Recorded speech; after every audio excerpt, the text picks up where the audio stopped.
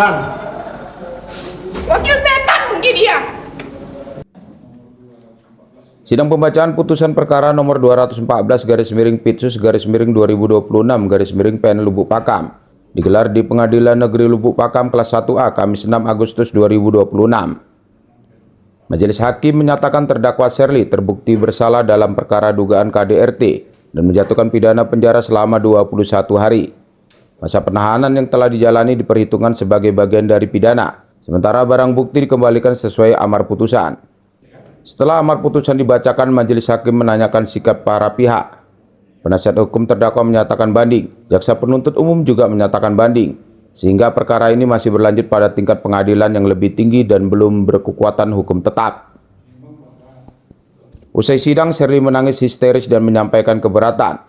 Menurutnya barang bukti dan rekaman CCTV yang digunakan dalam persidangan tidak membuktikan adanya tindakan penganiayaan seperti yang didakwakan. Pernyataan tersebut merupakan pandangan pribadi terdakwa. Dalam pernyataan lain, Sherly juga melontarkan kritik keras terhadap putusan majelis hakim. Kaget ya dengan alat bukti yang disebutkan yang tidak berhubungan. Itu sangat-sangat gimana ya?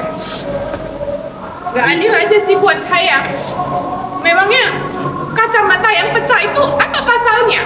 Memangnya saya pakai kacamatanya itu untuk menusuk matanya, menusuk wajahnya, bahkan wajahnya aja nggak terluka, gitu. Baju juga sama. Memangnya satu hari itu dia pakai 2 baju. Kenapa dia serahkan 2 bukti? Baju yang koyak dikoyain sama LC yang di tasma dibawa ke nuduhnya ke saya. Dia nggak ada pakai baju double tanggal 5 April itu. Dan jelas di kamera CCTV juga dia pakai baju abu-abu bertuliskan Levi's. Kenapa bisa barang bukti lain dijadikan dan bisa saya dituntut bersalah? Itu sangat tidak adil dan tidak masuk akal. Saya di sini korban.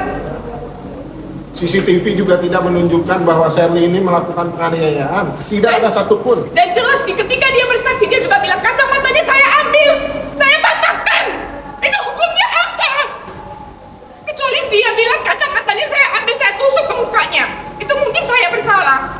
Tapi kacamata yang patah pun tidak masuk akal. Saya cuma patah jadi 2. Kenapa bisa jadi 3 bagian? Dan di mana satu kacanya lagi? Kacanya cuma sebelah yang dia serahkan.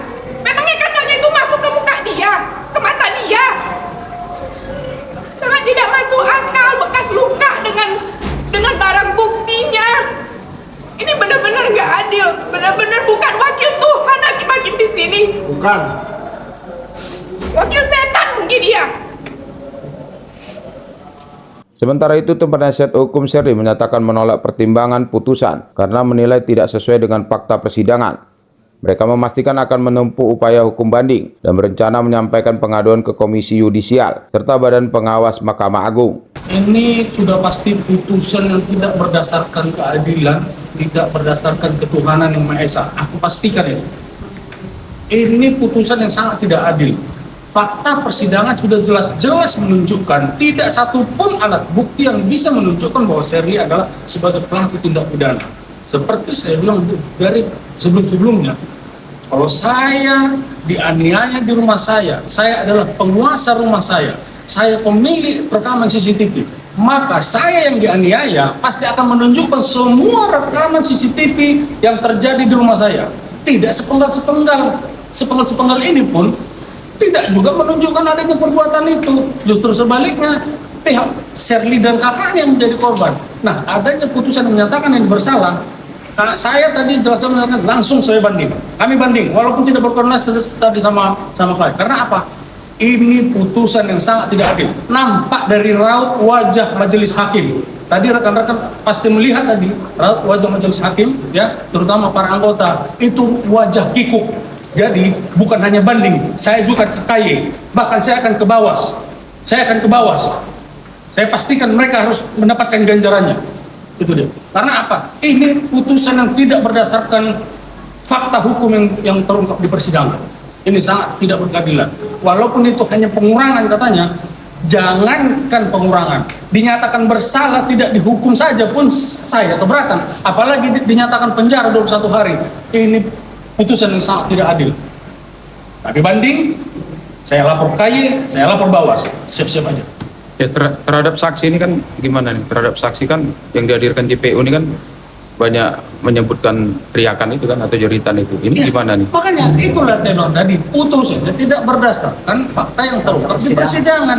Terungkap di persidangan, dia menjerit-jerit. Masa orang menjerit sebagai pelaku tindak pidana? Jeritannya jeritan minta tolong, bukan jeritan mengamuk, jeritan minta tolong. Ya, banyak lagi. Barang bukti berupa kaos, katanya cabik-cabik, itu bukan hari kejadian. Ada kejadian. Beda. Jadi barang bukti yang disita pun beda. Dan kepada halayak ramai, pada masyarakat Indonesia yang masih menginginkan keadilan, mohon doanya, kami masih berjuang ternyata untuk Shirley melawan ketidakadilan ini. Saya masih berjuang, kami mohon doanya. Dan dari saya, satu, turut berduka cita atas tidak tegaknya hukum dan keadilan, ya, khususnya di Sumatera Utara ini. Ya. Kita bukan orang baru sebenarnya di dunia hukum ini, tapi putusan itu benar-benar putusan yang, ya, yang memang mengejutkan. Walau dari awal, ya, kita udah menduga. Karena apa? Ketika kita kaitkan dengan putusan kakaknya Shirley yang sama-sama mereka korban, tapi diputus di pengadilan ini juga bahkan sampai di tingkat kasasi menjadi 6 bulan, ya. Padahal mereka keduanya kakak adik adalah korban, ya. Tapi seperti tadi dibilang rekan saya, ya, kita akan tadi sudah dinyatakan banding. Ya, kalau memang keadilan tidak dapat di pengadilan tinggi, kita kasasi. Ya, kalau enggak juga di kasasi tidak, ya, barulah apa yang dapat kita lakukan. Saya terus terang aja lah, kalau ada apa saya dukun santet, saya minta tolong sama dukun santet, ya, nih.